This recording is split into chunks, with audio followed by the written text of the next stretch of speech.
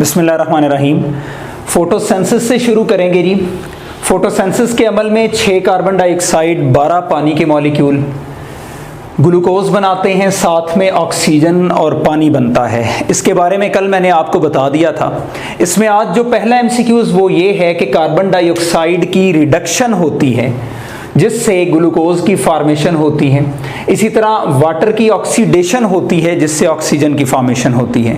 ऐसा अमल जिसमें रिडक्शन और ऑक्सीडेशन दोनों अवामिल साथ साथ हों, उस अमल को हम रिडॉक्स रिएक्शन कहते हैं। तो फोटोसिंथेसिस के बारे में याद रखना है आपने, एक रिडॉक्स रिएक्शन है। फोटोसिंथेसिस के जैसा कि कल बता दिया था आपको, 2 टाइप्स हैं, एक लाइट डिपेंडेंट रिएक्शन है और एक लाइट इंडिपेंडेंट रिएक्शन है।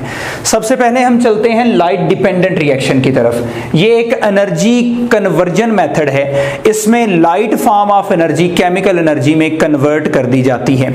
अब सबसे पहले याद रखिएगा कि ये जो क्लोरोफिल्स होते हैं जो फोटोसिंथेसिस के अमल को करवाते हैं, ये क्लस्टर्स गुच्छों की फॉर्म में मौजूद हैं जिन्हें हम नाम देते हैं फोटोसिस्टम्स का।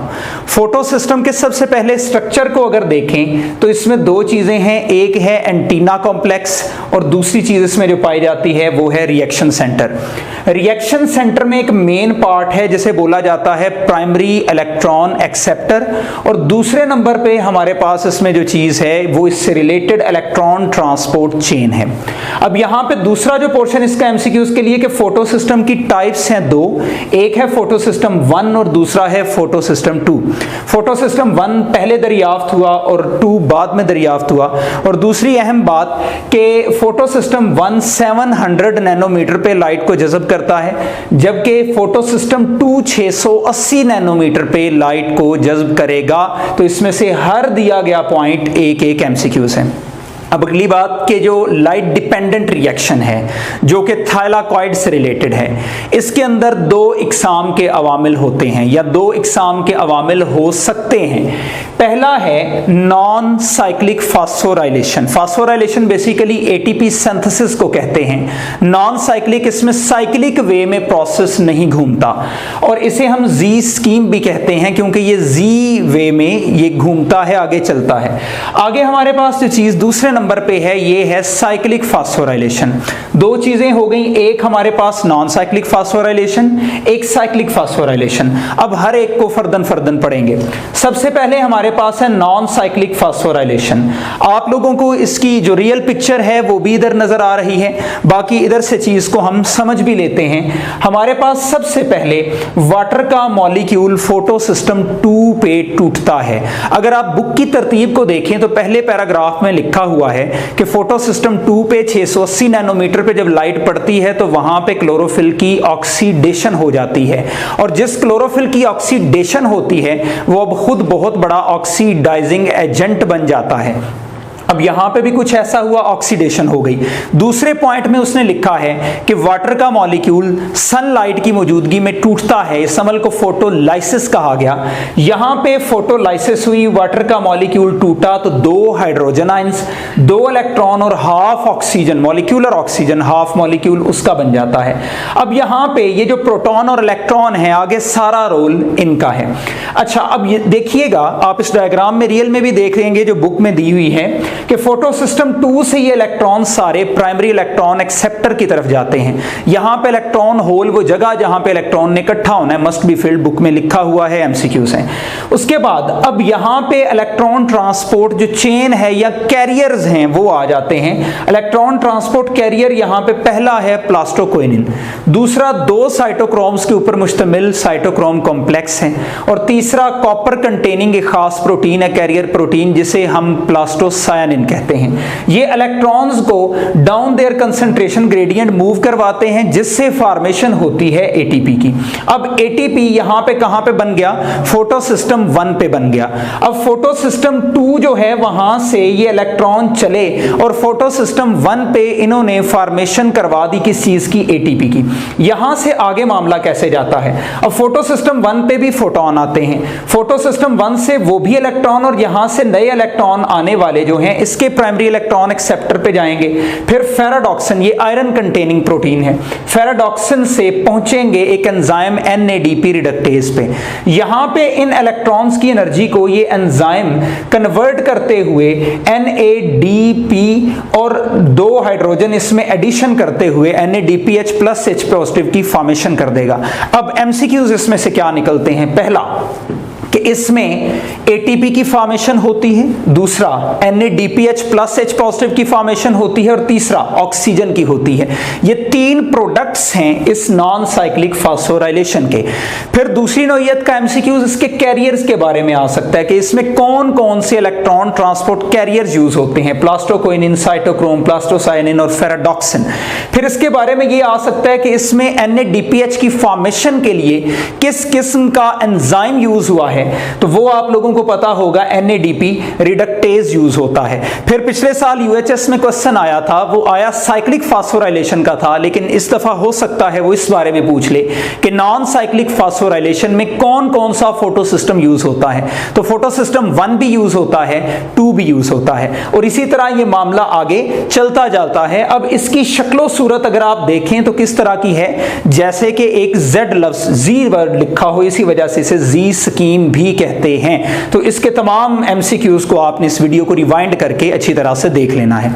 उसके बाद हम आगे चलते हैं तो साइक्लिक फॉस्फोराइलेशन होती है। कई दफा ऐसा होता है कि ATP और NADPH दोनों बन गए। ATP एनर्जी है, कल बताया था आपको प्रीवियस लेक्चर में, और NADPH जो है वो रिड्यूसिंग या एसिमिलेटिंग पावर है। अब यहां पे एक बात आपने अहम याद रखनी है कि कई दफा ऐसा होता है कि ATP यूज होती है जिसकी तादाद कम होना शुरू हो जाती है, जबकि NADPH जो है उसका यूज नहीं होता, उसकी तादाद उतनी ही रहती है। अब सेल को रिक्वायरमेंट सिर्फ ATP की है, NADPH ऑलरेडी बहुत ज्यादा है। तो अगर हम नॉन साइक्लिक फॉस्फोराइलेशन करवाएंगे तो इससे ATP भी बनेगी, NADPH भी बनेगा, लेकिन हमें चाहिए क्या? ATP चाहिए। तो कुदरत इस साइकिल को शिफ्ट कर देती है साइक्लिक फॉस्फोराइलेशन में। उसमें होता क्या है, जब फोटोसिस्टम 1 से रिएक्शन आगे चलता है कि जाके NADPH बनाया जाए, लेकिन आगे की तरफ नहीं जा पाता, फेराडॉक्सिन, साइटोक्रोम कॉम्प्लेक्स और प्लास्टोसाइनिन की मदद से इसे बार बार एक ही सिस्टम पे घुमाया जाता है और बार बार सिर्फ और सिर्फ ATP की प्रोडक्शन की जाती है। इस वजह से इसका पहला MCQs कि इसमें ना ऑक्सीजन बनती है, ना इसमें NADPH बनता है, इसमें सिर्फ और सिर्फ ATP बनती है। और 2019 में UHS ने यह क्वेश्चन दिया था कि साइक्लिक फॉस्फोराइलेशन में कौन सा फोटो सिस्टम यूज होता है, तो वो है फोटो सिस्टम 1। इसके साथ कोरिलेट करके डिफरेंट एग्जाम की स्टेटमेंट के MCQs दिए जा सकते हैं। यहां पे अगला दर्जा जब हम देखेंगे तो वो अमल है कीमियो ऑस्मोसिस का। ये क्या है? एक ऐसा अमल, चाहे साइक्लिक फॉस्फोराइलेशन हो या चाहे नॉन साइक्लिक फॉस्फोराइलेशन हो, दोनों में ATP फॉर्मेशन जिस अमल के जरिए होती है उसे बोलते हैं कीमियोस्मोसिस। अगर आप बुक देखें तो पहली ही लाइनों में लिखा हुआ है कीमियोस्मोसिस एक ऐसा प्रोसेस है जिसमें मेम्ब्रेन को यूज किया जाता है to couple the redox reaction. अब ये मेम्ब्रेन किस चीज की है? क्लोरोप्लास्ट में पाया जाने वाला जो थाइलाकॉइड मेम्ब्रेन का स्ट्रक्चर है, ये उस मेम्ब्रेन की बात हो रही है। यहां पे पहला MCQs निकलता है। दूसरी बात इसकी इस डायग्राम से समझेंगे। इस डायग्राम को मैंने कोशिश की है हूबहू बुक वाली बन जाए, इसी से हम देखेंगे। पहले इस डायग्राम को समझने से पहले देखिएगा, ये एक क्लोरोप्लास्ट है। क्लोरोप्लास्ट में ये जो पाइल्स हैं, ये खास किस्म के ढेर लगे हुए हैं, ये ग्रेना कहलाते हैं। इनमें से एक मेम्ब्रेन सिस्टम जो है ये क्या है? थाइलाकॉइड है। अगर थाइलाकॉइड मेम्ब्रेन को देखा जाए, ये पूरी जो ग्रीन में शो हो रही है ये मेम्ब्रेन है। इसके अंदर वाला हिस्सा स्पेस जो है ये थाइलाकॉइड इनर स्पेस या ल्यूमेन कहलाता है, और बाहर इसके डेफिनेटली जो हमने पढ़ रखा है एक फ्लूइड होता है जिसे हम नाम देते हैं स्ट्रोमा का। अच्छा, अब हमने इस मेम्ब्रेन का एक छोटा सा टुकड़ा यहां पे बड़ा करके देखा कि इसमें क्या मौजूद है। हर सेल मेम्ब्रेन की तरह इसमें फॉस्फोलिपिड्स हैं और इसमें सब मर्ज हुई हैं ये प्रोटीन्स। अब इनकी तमाम तफसील को देखेंगे। इसको समझने से पहले जो अभी हमने थोड़ी देर पहले जिक्र किया, हमारी जो नॉन साइक्लिक या साइक्लिक फास्फोराइलेशन है उसका पता होना जरूरी है। यहां से शुरू करते हैं। फोटोन, पीएचटी का मतलब फोटोन है। अच्छा, एक और चीज समझ लीजिएगा इससे भी पहले कि ये वाला हिस्सा जो ऊपर वाला है ये थाइलाकॉइड ल्यूमेन है या इनर स्पेस है, और ये जो नीचे वाला हिस्सा है ये स्ट्रोमा है, जिस तरह बुक ने शो किया। सबसे पहले फोटोन फोटो सिस्टम 2 680 नैनोमीटर पे पढ़ते हैं। यहां पे वाटर की लाइसिस होती है, फोटोलाइसिस, और हमारे पास 2H पॉजिटिव और 2 इलेक्ट्रॉन बन जाते हैं। सिर्फ एक वाटर मॉलिक्यूल नहीं टूट रहा होता, यहां पे कई वाटर मॉलिक्यूल टूटते हैं, जिसकी वजह से थाइलाकॉइड ल्यूमेन में या स्पेस में, इनर स्पेस में हाइड्रोजन हाई कंसंट्रेशन में होता है। और याद रखिएगा जब ये एक्यूमुलेट होते हैं ज्यादा तादाद में तो एनर्जी ड्यू टू पोजीशन हमेशा पोटेंशियल एनर्जी कहलाती है। तो इनकी पोटेंशियल एनर्जी यहां पे एक खास हद तक स्टोर हो चुकी होती है। अब इस रिएक्शन में ये फोटोन से ये इलेक्ट्रॉन ट्रांसपोर्ट वाला इन तीरों से जाहिर है, लेकिन हमें इससे ज्यादा जो मेन चीज समझनी है वो कुछ और है। ये हमारे पास हाइड्रोजन आयंस यहां पे इकट्ठे हो चुके हैं। अब जरा देखिएगा, गौर कीजिएगा, ये हाइड्रोजन आयन मूव करेंगे इस जगह पे। ये जगह क्या है? ये खास कुदरत ने जगह बनाई है जहां पे एक एंजाइम है एटीपी सिंथेज। अब यहां पे याद रखिएगा, मैंने तीर से शो भी किया, हाइड्रोजन आयन हायर कंसंट्रेशन में है, और जब ये अक्रॉस जाएंगे मेम्ब्रेन के तो डेफिनेटली ये एक्टिव ट्रांसपोर्ट से नहीं जाएंगे, ये पैसिव ट्रांसपोर्ट से मूव करेंगे। पैसिवली ये हाइड्रोजन मूव करेंगे थ्रू दिस एंजाइम। ये एंजाइम कहलाता है एटीपी सिंथेज। तो ये जब हाइड्रोजन आयंस मूव करते हैं, move down by there concentration gradient, यानी पैसिव मूवमेंट करते हैं, तो इनकी एनर्जी को यूज करते हुए ये एटीपी सिंथेज एडीपी और इनऑर्गेनिक फास्फोरस को एटीपी में कन्वर्ट कर देता है। यहां पे एटीपी की फॉर्मेशन हो जाती है, और ये हमेशा movement higher concentration to lower concentration की तरफ होती है, इनर थाइलाकॉइड स्पेस से आउटर स्ट्रोमा की तरफ होती है, और थ्रू किसके होती है? एटीपी सिंथेज के होती है। मेरी बोली गई हर लाइन एक स्टेटमेंट है, एक ऑप्शन है, एमसीक्यूज में यूज होगा। अब यहां पे हाइड्रोजन आयंस आ चुके हैं। अब मैंने पहले बताया कि इस स्ट्रोमा में हाइड्रोजन आयंस की कंसंट्रेशन कम है, हमने वापस हाइड्रोजन आयंस को पंप करना है। तो ये जो चीज हमारे पास मौजूद है ये साइटोक्रोम कॉम्प्लेक्स है।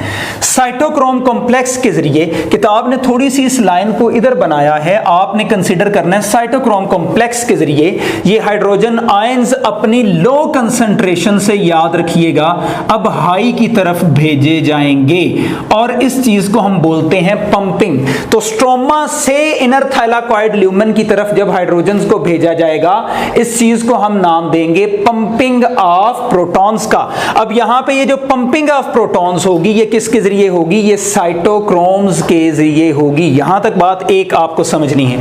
उससे अगली बात जो आपने समझनी है वो ये अहम है कि यहां पे एनर्जी कहां से यूज होती है। ये जो एटीपी बनाई है हम इसे तो तोड़ नहीं सकते क्योंकि हमारा मेन मकसद एटीपी बनाना है। तो यहां पे यूज होने वाली एनर्जी, इस वाटर से टूटने से ये जो इलेक्ट्रॉन आए हैं, अब इनका ये जो इलेक्ट्रॉन फ्लो है इससे यहां पे एनर्जी आती है। ये इलेक्ट्रॉन इस प्रोटॉन को दूसरी तरफ जाने के लिए एनर्जी प्रोवाइड करते हैं। अब यूएचएस ने पिछले साल एक क्वेश्चन दिया था जो क्वेश्चन की वाइज रॉन्ग था, लेकिन यूएचएस ने उसे रॉन्ग नहीं किया और वही चलता गया। आपने उसे 2019 में राइज में बुक में हमने दे रखा है, उसे आपने देखना है। अब सही वाली बातें सुन लें कि जब भी एटीपी की फॉर्मेशन होनी है तो प्रोटॉन हमेशा हाई कंसंट्रेशन टू लो की तरफ यानी पैसिव ट्रांसपोर्टेशन से मूव करेंगे, एक बात, या इसे कहेंगे with the concentration gradient move करेंगे, दूसरी बात। और फिर ये किस एंजाइम के जरिए यूज करेंगे, मूव करेंगे? एटीपी सिंथेज के जरिए मूव करेंगे, तीसरा एमसीक्यूज। उसके अलावा ये कहां से कहां तक आएंगे?